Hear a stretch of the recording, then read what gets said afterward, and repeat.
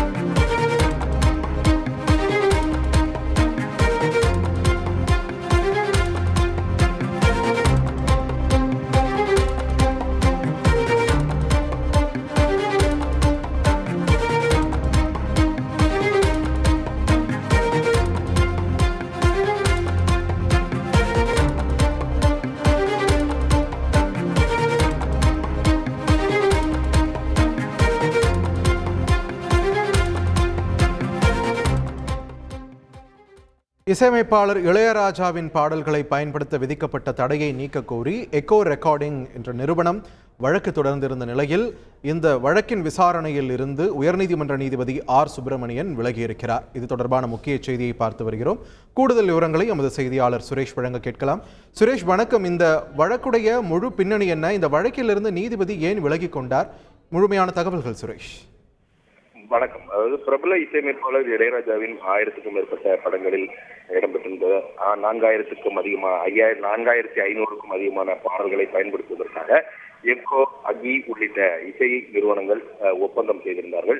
இந்த ஒப்பந்தம் முடிந்த பிறகும் கூட காப்புரிமை பெறாமல் இளையராஜாவின் இசையமைத்த பாடல்களை பயன்படுத்தியதாக கூறி எக்கோ நிறுவனம் உள்ளிட்ட இசை நிறுவனங்களுக்கு எதிராக இசையமைப்பாளர் இளையராஜா சென்னை உயர்நீதிமன்றத்தில் ஏற்கனவே ஒரு வழக்கை தாக்கல் செய்திருந்தார்.